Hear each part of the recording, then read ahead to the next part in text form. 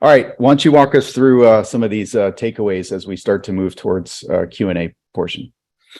So it's not an original thought here. I think it's Richard Bailey that you're not going to be able to stop everything, but you will be able to catch some early warning signs that put you on high alert and then interrupt the mission before it's completed. We see that definitely with Scattered, and I think this broadly applies to SaaS as well. If the first time that you're getting involved in SaaS security for your organization is once you've figured out something is wrong and data has already been exfiltrated, you're going to be in much worse shape. Likewise, I would say it's good to focus on your SaaS platforms that anyone can prioritize this. Lots of users, lots of activity that you're just going to have a very hard time getting a handle on. And the ones that you have listed there, I think are a really good set to start with. Setting yourself up for rapid response, posture management tools, as I was just covering, it's just very challenging to try and maintain that on your own. And if you don't have any tools to assist you. I would also suggest if we can kind of democratize, some might call that shift left, I would just say that if you can generalize the responsibility, you're going to need to get buy-in from executive leadership to have other organizations, especially with IT, who so often look down upon as sort of like not as sophisticated or less responsive because they're constantly getting beat up with everybody's requests. They're going to be absolutely your biggest partner, and without them, you cannot succeed and defend the organization. So if you can get their buy-in and get the participation and support when it comes time to actually have an incident, it's going to make a big difference. Once you have those relationships, you know who to talk to. Here we haven't read the getting all those key logs into an XDR. Obsidian, not a bad choice, right? So it's a lot easier to get those logs in place in advance of the incident, and you're just going to be much happier if you understand what your environment is really like. I think the old Splunk motto of see your world, maybe wish you hadn't, really applies here. If you're discovering your user patterns for the first time during an IR, you're going to waste so much time going after something that you think is bad that is actually normal. There's so many red herrings. So that will make a big difference if you can just start looking and exploring and see what those logs look like right now, those events look like right now, and see what's missing. The hunter side, the gathering side of hunter and gathering, right? Correlation, obviously huge. One capability from Obsidian, the ability to see when there's a log on to a SaaS platform from an IP address that doesn't also have endpoint protection. You might ask, why is that happening? That correlation is really very valuable. And again, checking out your ground truth, knowing where your users are actually located, you may freak out and see that, oh, I didn't realize we had anybody working in country X. The whole country X is bad model barely applies anymore for any reasonably sized organization. People are always working remote. And I think we talked about this a little bit, building relationships with those application owners, not just IT, but if you at least know who is responsible for important systems in your environment, that will really save you a lot of time. Then just talking about the new perimeter, and this is kind of the main thrust of everything that we're seeing on the cloud side with Scattered, the need to enforce MFA and good MFA and get rid of every type of like phone-based, like phone number-based auth, certificate-based auth, and push alerts. If you're going to use those, you need to be working with number matching in order to get around that push fatigue. Even then, I don't anticipate that number matching is going to be the final piece in the puzzle. I think really high-performing organizations have already gone to or are going towards FIDO2 to prevent any type of interception, man-in-the-middle type attack. And the other thing I would really like to ask folks on the call today to take a look and see whether your new policy enforcement is actually working. Look at the logs and understand what it means. And some of these logs are very complex. Do you understand whether your MFA is actually working or not? Because if you test and see whether you got forced to use MFA, that's one thing. But there's so many cases that we've gone through in which the customer said, oh, we have MFA. And they do. And then there's a huge exception group that applies to almost everyone. Or to a certain set of applications that are going to be accessed. And it's just very frustrating for the defenders. And we feel really bad for them. If they could do this and see not only whether the policy enforcement worked at the beginning when you turn it on, but also a week later. It's, organizations are very complex. And in a few days, you may be someone else in the organization is fielding complaints and reverting the controls that you worked hard to get in place. If you're not looking at those logs, you're not going to know. And I would just finally add, and we'll get into it a bit more in the following slide. Self-service password reset. When you get down to it, the foundation of trust on self-service password reset, SSPR, is often pretty bad. And even these sort of more high cost verification procedures, like getting on a Zoom and then showing your ID and your badge, hey, you can tell this is me. I think those are going to be aggressively challenged by threat actors, and you're going to find through bullying, through psychology, maybe AI, you're going to find that there's going to be impersonation, and it's going to be very tough to build off of.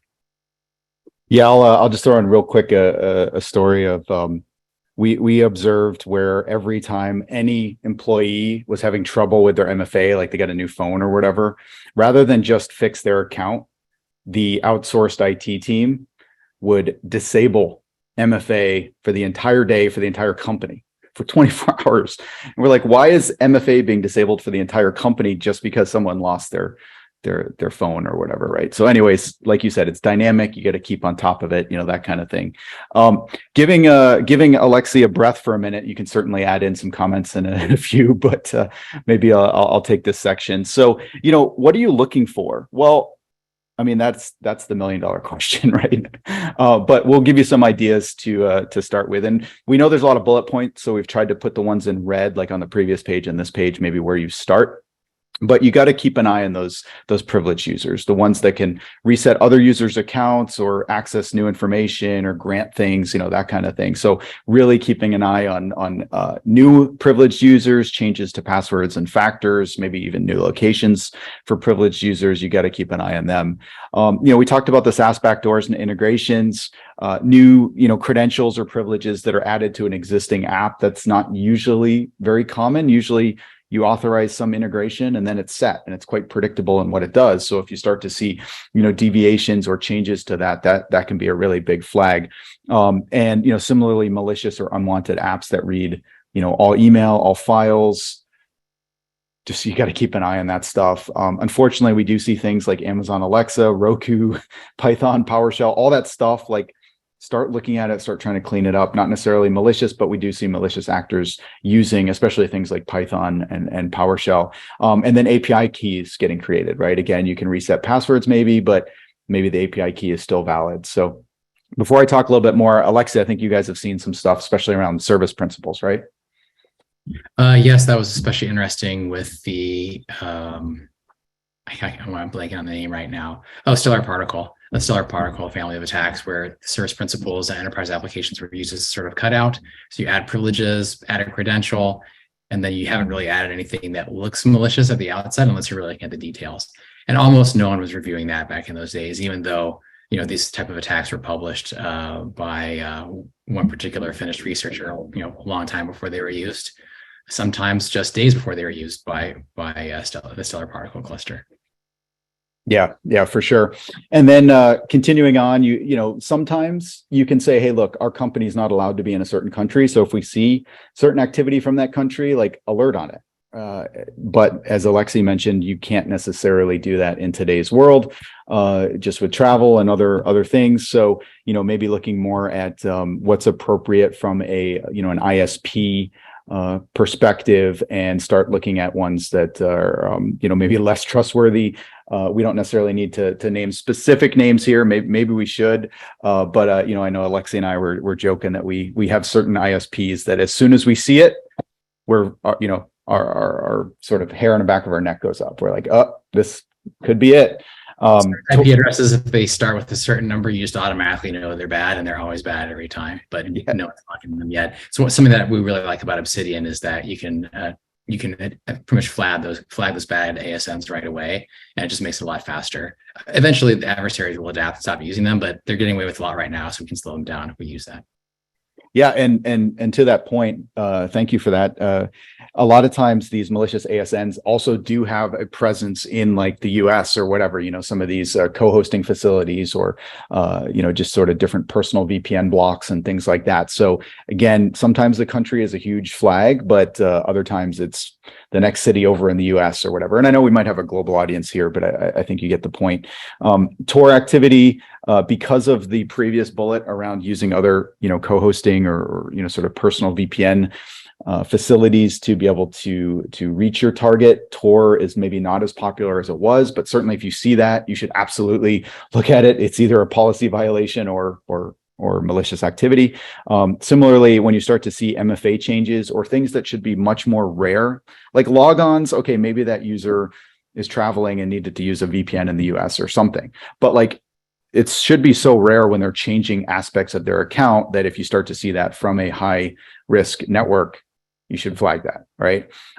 Similarly, things like mailbox manipulation, et cetera. Again, not saying any specific country is bad, but I have seen good, positive, sort of success with looking for, countries that are in the Office of Foreign Asset Controlled list of sanctioned countries. Doesn't mean you can't necessarily have a person there, but it's pretty unlikely they're going to be in these countries that are heavily, sort of sanctioned and kind of not allowed to do business with the US and stuff like that. So you might just want to see if you have activity going from there and alert on it. You might find someone's traveling that didn't tell you they're traveling. And then, as Alexi mentioned, and I know we're throwing a lot at you, and we're also getting shorter on time. Changes to MFA policies. This should be pretty rare. Should be predictable when this happens. If it's all of a sudden disabling MFA or other changes are happening, that should be a red flag.